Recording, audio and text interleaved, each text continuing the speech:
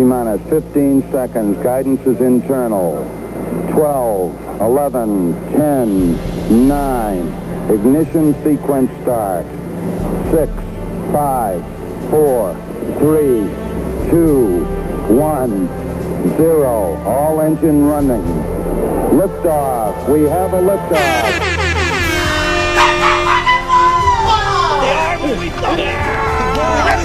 I need you to open Paddock 9. You play to win the game. Don't talk about playoffs. You kidding me?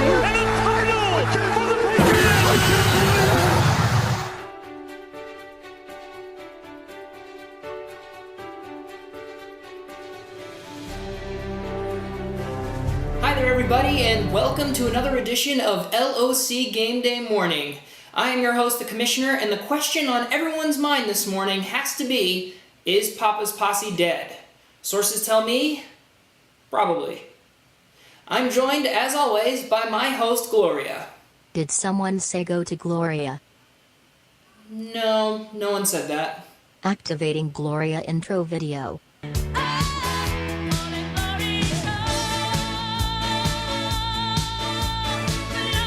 Where is the funny intro video with my head on someone else's body? I didn't make one. And you don't have a head. This is 2017. You can't assume I don't have a head. Well, I created you, and you don't have a head. So if you could just turn the music off, and I'll start, Mute feature activated. What?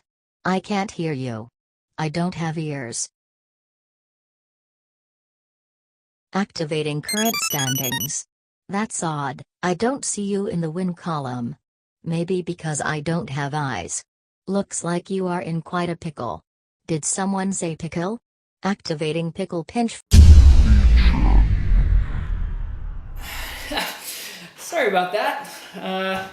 Have to just do everything manually for the rest of the show today, I guess. Okay, let's head to our next segment. This is a new segment. It's called Best of the Worst. Pretty good. It's pretty good. This week's Best of the Worst goes to Paddock 9. Paddock 9? You kidding? For the first time in franchise history, Paddock 9 and the Shoddy Bunch played in a month other than October. And even though Paddock 9 lost the game, they are now 1-0 in moral victories. That leads the league early in 2017. We caught up with several members of the Paddock 9 team, and they had this to say after the game. I think you're always trying to compare yourself to the team and trying to figure out where you stand. I think that game, even though we lost, gave us some confidence. And if this is the next Super Bowl champions, hey, they're not that much better than us. In the locker room, you would have thought we won the game because they're supposed to be the Super Bowl champions. What can we be? Inspiring words from the Paddock 9 squad. And with a tough matchup against Sweet D, one has to wonder, will this be the best winless team in LOC history?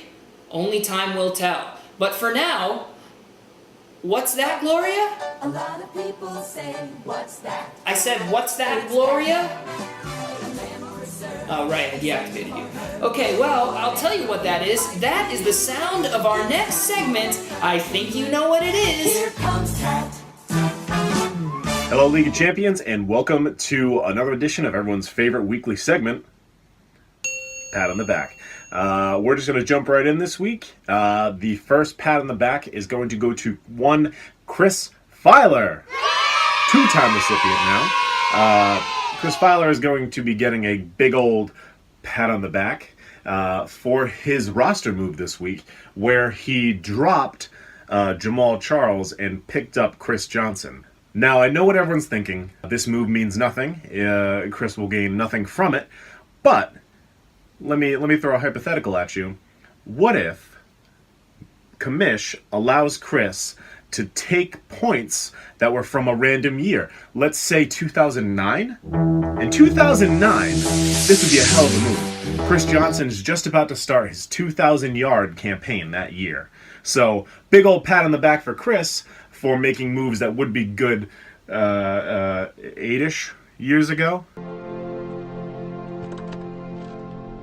We have to go back, Kate.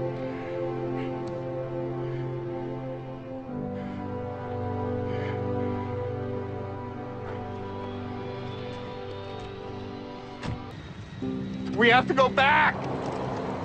The next pat on the back is going to go to Papa's Posse. I meant to throw this in last week, but his draft, the first pick overall going with David Johnson, great job. No way that backfires. 100% just a shoo-in, probably going to win NFL MVP. So good job taking the obvious pick, going with David Johnson. In no way will you ever regret that. Let's get to the third pat on the back, which this one just kind of makes me smile. A big old pat on the back to one Joe Burns. Very bad. He showed up this week. Really just set his lineup and did the fantasy football. So just for that, big old pat on the back. And that is the end of our segment. I will see you guys next week. And remember, if it's not pat, it's not on the back. Wow, a little bit of a snub there, not giving me a pat on the back for benching Leonard Fournette, but... When it's time to move to underwear, it's time for Pampers Easy Ups. Fuck is that? Easy Ups are our first and only training underwear with an all-around... I don't need Pampers Easy Ups. I don't know what that was. Anyway, let's head into our next segment. What the fuck was that? Okay, let's head into our next segment, the Matt Jinx body count. The body count went up 3 to a grand total of 5 on the season. Added to the list is Allen Robinson, who is out for the season with a torn ACL and a poorly sent text message. Next up, we have an indirect Matt Jinx to Kevin White. During the draft, Matt felt that if Kevin White could learn how to play football, he might be dangerous. And finally, on Thursday night, we add Tyler Eifert to the list. Who knows just how bad this Matt Jinx is? Only time will tell for poor Tyler Eifert and the Shoddy Bunch squad. And now for our feature of the week. We caught up with this manager and asked her to share with us her secrets for success. Let's head on over to the sweet shop with Sweet D manager Chantel Van Rossum. Thanks, Matt. Chantel here, aka Sweet D, aka the girl who made Matt cry week 1. Sorry, Matt. Love the new edition of the weekly show. Think it's a great idea. So I kind of want to talk to you guys about my strategy for this year.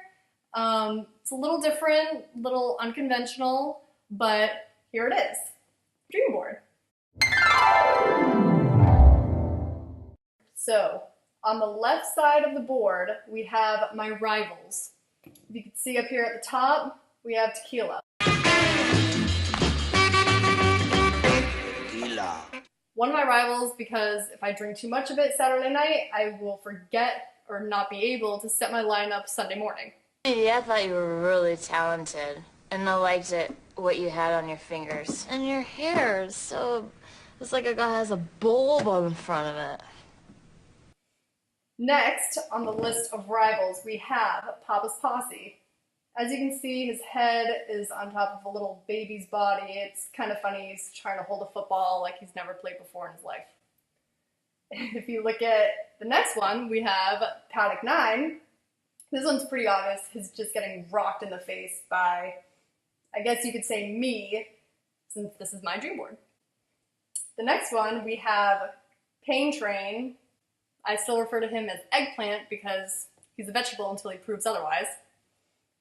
He's a dog, and you can see his little doggy butt, and yeah, I mean, he's basically as intimidating as that dog. Down here, we have Matt, put onto Tom Brady's body, his idol, and he's basically just getting cut in half by Brian Cushing, and he's just miserable, and that was basically Matt week 1, so I guess the dream board's already working. I'm gonna win the season, in case anybody didn't realize that. It's called manifesting. So if I manifest it, it will happen.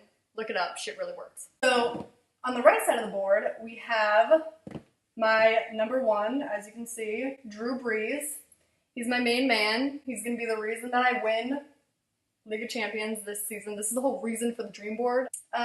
Next down here we have, this is just me kind of partying every Sunday, eating pizza, relaxing as I'm just destroying all of the other teams. Pretty self-explanatory. Also a little further down here might take a little more explanation, but not really. I just have a dog here with a heart-shaped cutout around it. I love dogs, and I had to put a dog on my dream board because I have a dream of getting a dog, and Nate is ruining that dream. So, next, down here, this one's probably the most far-fetched, but, you know, I figured I'd throw it on the dream board because, you know, why not? Could happen. I have the 69 Jets, the year that they won the Super Bowl, the one and only time, but, you know, if I put them on the dream board, according to the rules of the dream board, then it should, you know, make them win. So that'd be great. And then in the center here, this is kind of just my column. This is me just being brilliant all season, not being afraid. I'm not afraid.